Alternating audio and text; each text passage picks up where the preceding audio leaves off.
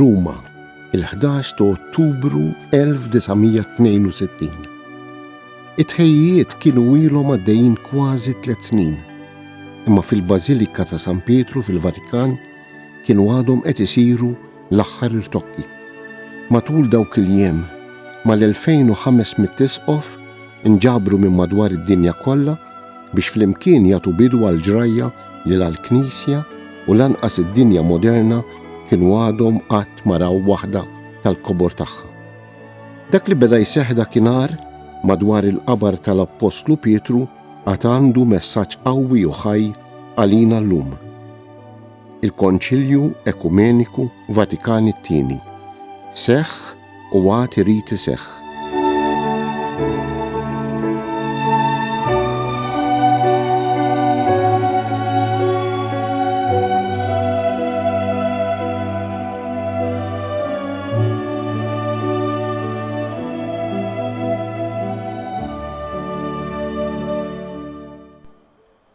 Il-ħamis 11 ta' Ottubru tas-sena 1962. Dak li seħħ dakinhar fi Pjazza San Pietru u wara fil-Bażilika infisa kienu xeni li l-Albert ta' Ruma u lanqas id-dinja kienu għadhom qatt ma raw bħalhom, xeni ta' daqstant kobor. Anke jekk uħud mill-kardinali fil-Kurja Romana kienu xettiċi dwar l-idea tal-Papa Ġwanni li jsejjaħ konċilju, madankollu il-maġġoranza l-kbira tal-2500 tisqof li waslu minn kull rokna tad-dinja mhux biss ġew b'ħafna ferħ imma wkoll ġabu magħhom entużjażmu kbir. F'qalb ħafna minnhom kien hemm stennija li ma titwemminx. Xewqa kbira li dak kien biss il-bidu tat-tiġdid u l-qawmien li bosta kienu ilhom jistennew. Fihom kellhom tama qawwija ta' Pentekoste ġdid. Imma għaliex il-Papa Ġwanni rid isejjaħ dan il-konċilju? Meta kien għadu delegat tal-Papa fil-Bulgarija, fit-Turkija u fil-Greċja u aktar tard ukoll bħala nunzju apostoliku f'Pariġi, Angelo Roncalli kien kiseb esperjenza diretta dwar l-importanza kbira tad-dialogu bejn il-popli. Wara t-tieni gwerra dinjija fid-dinja twafqu organizzazzjonijiet internazzjonali kbar. Il-Ġnus Magħquda għall-Paċi, il-FAO ħalli tikkumbatti l-problemi tal-ġuħ fost il-popli u l-UNESCO biex tippromuovi il-kultura u l-edukazzjoni. Ma tkunx ħaġa tajba kien staqsa darba Ġwanni 23 lis-segretarju tal-istat tiegħu kieku aħna wkoll fil-Knisja ikollna din l-opportunità li niltaqgħu u nitkellmu. B'dan il-mod il-Knisja seta' tidħol ukoll fid-dialogu mad-dinja moderna. Il-Papa ma rridx konċilju biex jikkundanna xi ereżija jew biex jipproklama dommi u dottrini ġodda, imma kien hemm bżonn li l-isqfijiet jidħlu fil-fond tal-ħajja spiritwali tal-Knisja li jiftħuha għad-dinja ta' dakinhar u jgħinuha tilqa il-kultura ta' żmienha b'mod li l-poplu kollha jsiru għaliha bħal dik l-art tal-parabola, lesti li jilqgħu huma wkoll l-aħbar it-tajba u ż-żerriegħa tal-kelma ta' Alla. Lil wieħed ġurnalista li jistaqsih dwar x'inhuwa il-konċilju, il-Papa l-ewwel wieġbu ma nafx, imma mbagħad resqu lejn it-tieqa, fetaħa u qallu ftit arja friska. Dan hu li nixtiequ mill-konċilju.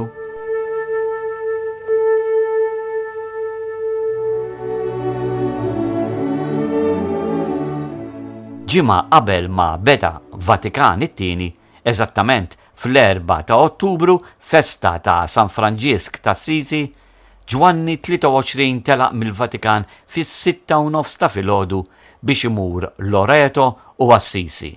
U hemm iqiegħed il-konċilju taħt il-protezzjoni tal-Madonna u tal-Qaddis f'Qajjar li anke fi żmienna għadu jirrevoluzzjona lill-Knisja. Il-Papa kien jaf li f'dak li għandu x'jaqsam ma' konċilju laqu u lanqas dawk ta' madwaru ma kellhom ebda esperjenza. Imma kien ċert li meta jinġabru l-isqfijiet fosthom ser ikun preżenti wkoll l-Ispirtu Santu. Din kienet it-tama li kellu. Il-kortejo li dakinhar tal-11 ta' Ottubru 1962 ħareġ mill-bib tal-bronz tal-Palazz Apostoliku u mexa bil-mod lejn il-Bażilika ta' San Pietru kien twil madwar 4 kilometri. Fuq quddiem imxew is-superjuri tal-ordnijiet reliġjużi, l-abbati ġenerali ta' kull ordni monastiku, il-prelati, l-isqfijiet u l-arċisqfijiet, il-patriarki, il-kardinali u warahom ukoll il-Papa innifsu merfuħ fuq is-sedja ġestatorja. Wieħed minn fost in-nobli li f'ċerimonji uffiċjali kienu jakkumpanjaw lil Papa mexa quddiem bit-tjara papali fidu.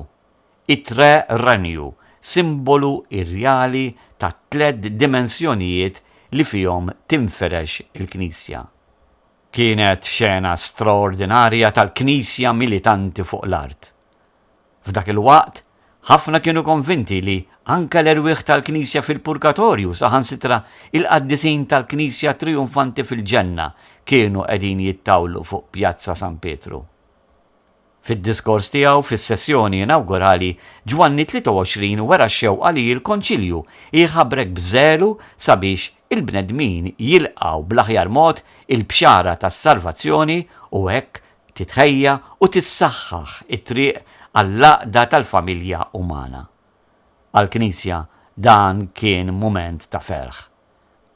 Gaudet Mater Ecclesia, tifraħomna l-Knisja għax b'don speċjali tal-Providenza Divina kien wasal fl-aħħar il-jum tant mixtieq meta fuq il-qabar ta' Pietru għaddell tal-Verġini Ommalla li tagħha dakinhar kienet qed tkun iċċelebrata bil-ferħ id-dinjità materna ġi inawgurat solennement il-Konċilju Ekumeniku Vatikan it-tieni.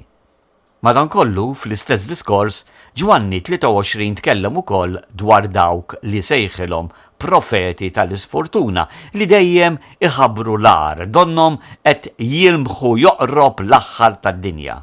Il-Papa dakinhar stqar quddiem kulħadd li kien wasallu kliem ta' xi wħud li għalkemm ixawla bżelu kbir għar-reliġjon jivvalutaw il-fatti mingħajr biżżejjed oġġettività u ġudizzju prudenti. Fil-kondizzjonijiet attwali tas-soċjetà umana huma ma jaraw xejn ħlief rovina u inkwiet.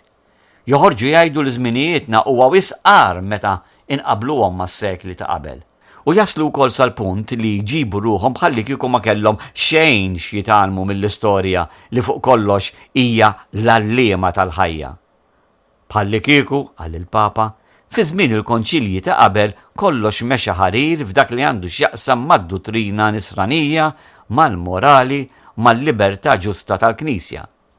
Imma ċertament li x-xena minn dak il-jum memorabbli li l-aktar baqgħet stampata fl-imħuħ ta' bosta kienet dik li seħħet dakinhar stess wara li kien diġà dalam. Fit-tmiem fjakkolata minn eluf ta' persuni, il-folla enormi miġbura fi Pjazza San Pietru stenniet li tirċievi il-barka apostolika qabel kulħadd jirritorna lejn id-dar. Il-Papa li kien diġà marit sewwa wara ġurnata mimlija kien għajjien ħafna u stqar mas-segretarju privat tiegħu li ma xtaqx joħroġ, imma fl-aħħar aċċetta li jixref ftit fit-tieqa tal-appartament tiegħu u jagħti il-barka bla ma jagħmel ebda diskors. Il-qamar kwinta dakinhar kien qed jitfa' dawlu qawwi fuq il-folla miġbura. Malli l-Papa feċċ mit-tieqa u lemaħ dik ix-xena u sema dak l-entużjażmu tal-folla ma setax jidħol lura bla ma jkellimhom. Si direbbe che persino la luna si è affrettata stasera, osservatela in alto, a guardare a questo spettacolo.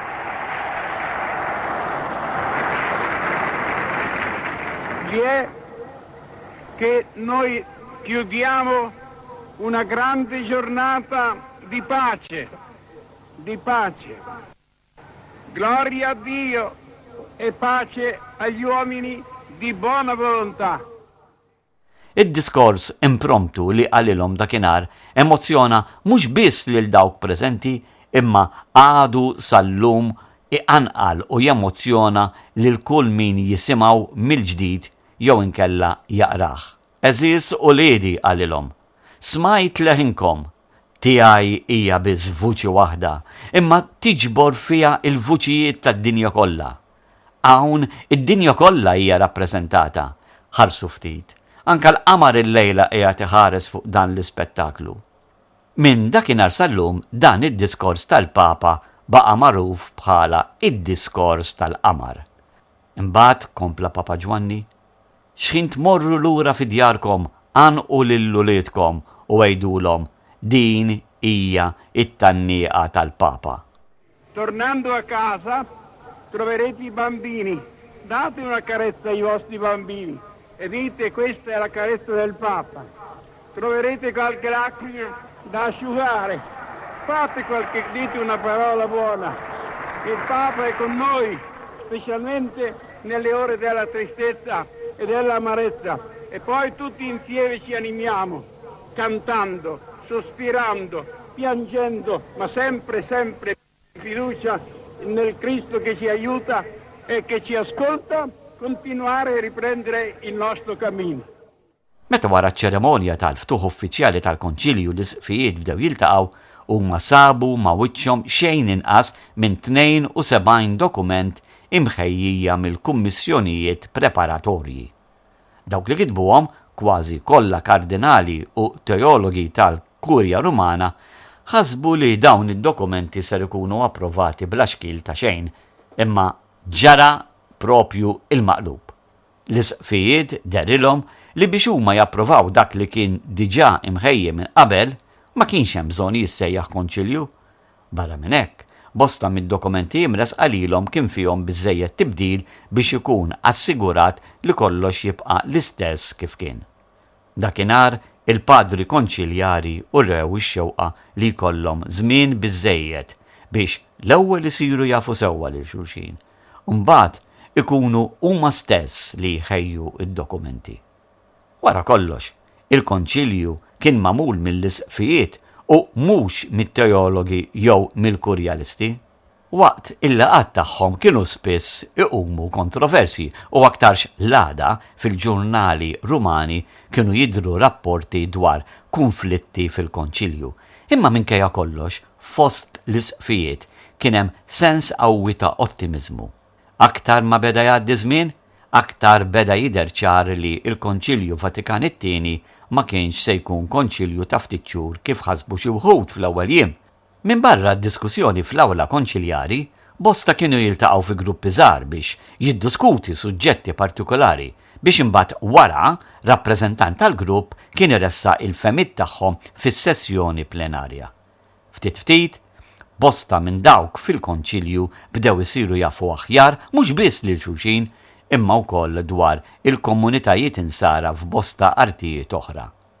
Hekk bdiet tikber ukoll il-kuxjenza missjonarja mhux biss bejn l-isqfijiet infushom imma wkoll fil-knejjes lokali tagħhom, fil-parroċċi u l-iktar fis-seminarji.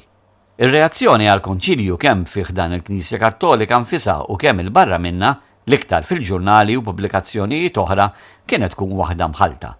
Uħud favur kull ma kien qed isir, oħrajn kienu kritiċi għal kollox u oħrajn indifferenti għall-aħħar. Għal dawn tal-aħħar l-akbar ħsieb tal-konċilju kellhom. L-ewwel sessjoni ta' Vatikan it-tieni intemmet fit-8 ta' Diċembru tal-1962, solennità tal-konċepiment immakulat tal-Verġin Marija. Imma 3 ijiem biss qabel kien sar intervent importanti mill-Arċisqof ta' Milan, il-Kardinal Giovanni Battista Montini, li fakkar kif il-konċilju kien, qabel xejn, mument ta' riflessjoni tal-Knisja dwara infisha. Jeħtieġ għal Montini li l-Knisja issir taf lilha nfisha. Trid tiddefinixxi lilha nfisha. Trid tħares lejha nfisha f'kunċetti u kliem li għatuha iċ-ċertezza, il-qawwa u l-ferħ li taraf u kważi tħoss lilha nfisha bħala l-opra ta' Kristu. Il-fera li ħirġa minnu, it-tkomplija tiegħu, il-werrieta tiegħu, l-interpretu tiegħu, ix-xbija tiegħu, l-arusa mistika tiegħu u fuq kollox il-ġisem mistiku tiegħu. Kien diskors li impressjona bil-kbir lil bosta minn dawk li semawh u nissol fihom it-tama li dak li wera il-Konċilju Vatikan l-ewwel design sena qabel, jiġifieri mudell ta' knisja li jiddur biss fuq papa setani u infallibli, issa seta' jiġi bbilanċjat mill-Konċilju Vatikan it-tieni b'insistenza wkoll fuq il-kolleġjalità episkopali u r-rwol tal-lajċi infushom.